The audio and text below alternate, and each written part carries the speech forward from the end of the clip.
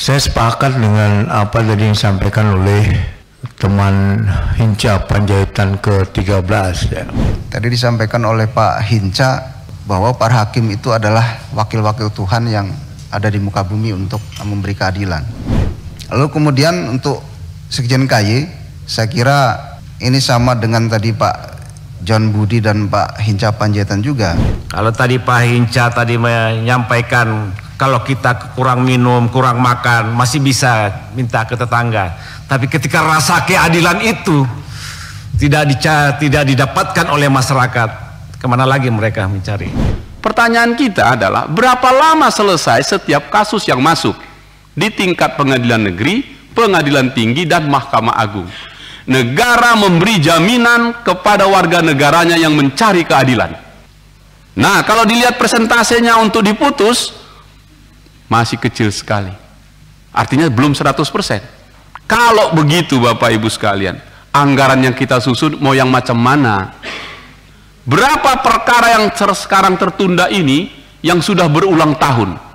Ulang tahun pertama, ulang tahun kedua, ulang tahun ketiga. Ini adalah kewajiban negara bagi bapak-bapak semua. Minta anggarannya, kita setujui di sini. Kalau ini kita sudah selesai, saya yakin 5 tahun ke depan nggak akan ada lagi tunggakan perkara ini. Tapi kalau haus dan lapar karena keadilan, nggak ada obatnya kecuali keadilan itu sendiri kita berikan kepada pencari keadilan. Ini kelihatannya kan KY sama MA ini dekat tapi jauh, jauh tapi dekat. Gitu. Karena nyambung pekerjaannya dan kita bicara anggarannya nanti. Contoh. KY ini kan salah satu tugasnya memenuhi, mencari talent scouting, pemandu bakat, hakim agung yang terbaik untuk disampaikan ke Komisi 3 menurut perintah undang-undang 60 hakim agung. Sudah berapa tahun KY ini nggak pernah itu kalian penuhi. Dari sisi itu gagal total. Itu satu. Nah sekarang kalau pindah kita ke Mahkamah Agung, mari kita lihat jumlah rasio hakimnya. Akan terjadi ketimpangan pimpinan supaya tidak terulang lagi dari tahun ke tahun gini saja anggarannya, lalu menyampaikan perkaranya begini saja, angka-angka dimunculkan dengan sangat baik seolah-olah tidak bunyi. Saya ambil contoh ya, Pak, apapun yang dilakukan oleh Mahkamah Agung, begitu juga KY dan juga MK, pasti adalah pelayanan terbaik kepada warga negara yang mencari keadilan. Itulah outputnya, mau pelatihan, mau apa saja, itu saja. Maka saya ingin memulainya dengan cara berpikir ini, nanti baru anggarannya silahkan nanti dirancang. Tadi sudah dikasih arahan dari pimpinan. Kira-kira kan begini Pak, semua orang belajar hukum pertama kali akan dikatakan dengan sebuah seruan yang maha hebat di muka bumi. Biarpun langit runtuh, hukum harus ditegakkan. Kan itu? Biarpun langit runtuh, keadilan harus ditegakkan. Dan bapak-bapak lah itu. Nah, kalau ini diterjemahkan dalam artian yang konkret karena itu abstrak, saya ingin menerjemahkannya begini. Keadilan tidak boleh menemui jalan buntu. Keadilan harus menyentuh garis finish keadilan itu sendiri, yakni mendeliver rasa keadilan tiba di pangkuan pencari keadilan dalam waktu yang patut. Dari situ barulah kita lihat 11,5 triliun uang yang anggaran yang diminta oleh Mahkamah Agung, ujungnya kan melayani rasa keadilan itu. Tidak cukup hanya sen, tapi juga deliver. Pertanyaannya, kalau di pelabuhan ada dwelling time, berapa lama harus selesai itu turun itu peti kemas? Pertanyaan kita adalah berapa lama selesai setiap kasus yang masuk di tingkat pengadilan negeri, pengadilan tinggi, dan Mahkamah Agung. Dari situ kita akan tahu berapa besar delivery itu, dan program prioritas nasional kita harusnya ke situ. Negara memberi jaminan kepada warga negaranya yang mencari keadilan. Itulah tugas kita yang utama. Faktanya adalah jumlah hakim dan pegawai di seluruh Indonesia ternyata cuma 32.237. hakimnya 8.238, pegawainya 23.000 sekian, hampir 24.000. Cukupkah ini melayani jumlah perkara yang masuk? Tahun 2022 tersisa 207.338 kasus. Itu sisanya masuk ke 2023, digabungkan sekarang 274.605 kasus. Nah, kalau dilihat persentasenya untuk diputus, masih kecil sekali. Artinya belum 100%. Kalau begitu Bapak Ibu sekalian, anggaran yang kita susun mau yang macam mana? Di kepala saya adalah masuk perkara kau putus. Berapa anggarannya? Sekian. Berapa hakimnya? Sekian. Selesai itu. Kira-kira begitu. Apakah jalan pikiran saya ini sama dengan jalan pikiran teman-teman di Mahkamah Agung, di MK, dan juga di KY? Kalau itu, ayo kita sama-sama. Kalau belum, mari kita ubah tahun depan. Kalau sekarang kan tidak mungkin. Hari ini harus kita setuju ini. Kalau udah ditunggu di Banggar sana. Saya ingin mengingatkan ini untuk mengatakan, sekarang pengadilan ini pimpinan. Mahkamah Agung, jumlah hakim agungnya yang harusnya 60 menurut undang-undang, ternyata karirnya ada hanya 46 kalau saya tidak salah.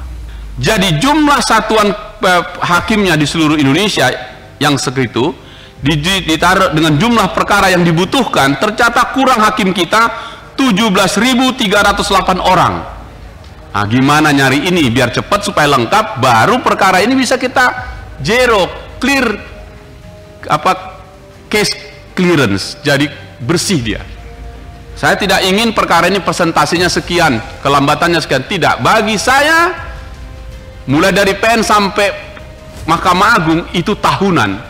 Pertanyaan saya, Sekretaris Mahkamah Agung PLH, ya, berapa perkara yang sekarang tertunda ini yang sudah berulang tahun? Ulang tahun pertama, ulang tahun kedua, ulang tahun ketiga. Ini adalah kewajiban negara bagi bapak-bapak semua. Minta anggarannya, kita setujui di sini. Kalau anggarannya hanya diminta sekian, tingkat penyelesaiannya cuma sekian persen, menurut saya kita gagal melayani sebagai kewajiban negara, melayani keadilan bagi warga negaranya. Jadi pertanyaan saya untuk kita cek adalah, adakah aturan kecepatan satu kasus diselesaikan? Adakah hambatannya pada renumerasi-kah? Atau jumlah orangnya kah yang memang yang kurang dibandingkan persentasenya? Atau waktu merencanakan anggarannya, berapa kasus yang akan diterima, berapa yang akan diselesaikan? Dengan empirik 5 tahun mundur ke belakang, Anda akan tahu berapa perkara yang dibutuhkan. Saya kira itu dulu. Kalau ini kita sudah selesai, saya yakin 5 tahun ke depan nggak akan ada lagi tunggakan perkara ini.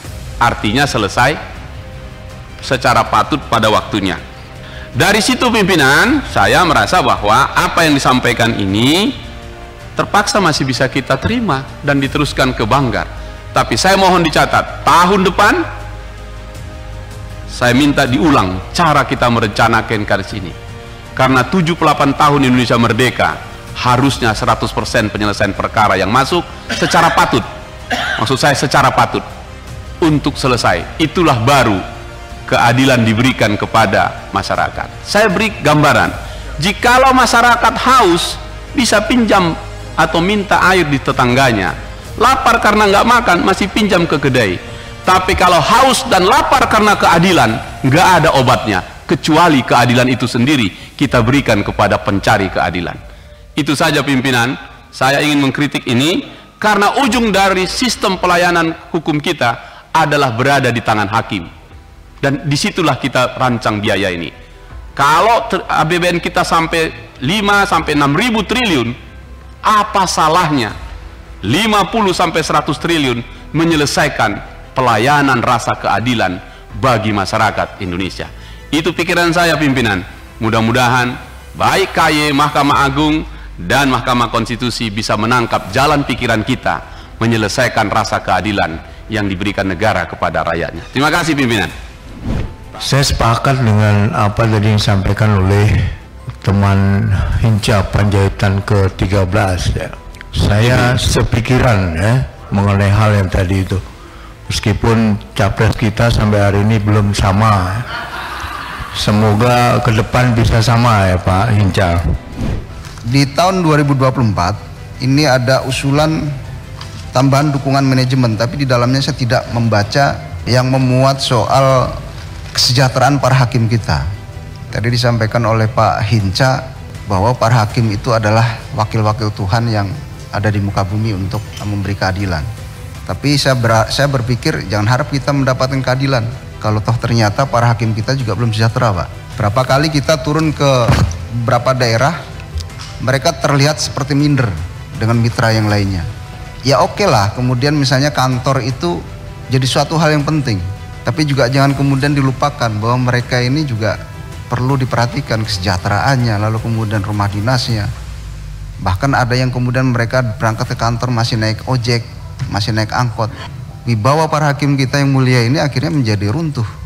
Saya usulkan untuk dimasukkan soal kesejahteraan dan rumah dinas para hakim yang mulia kita, Pak. Lalu kemudian untuk Sekjen KY, saya kira ini sama dengan tadi Pak John Budi dan Pak Hinca Panjaitan juga. Kita memiliki kebutuhan hakim agung sekitar 60.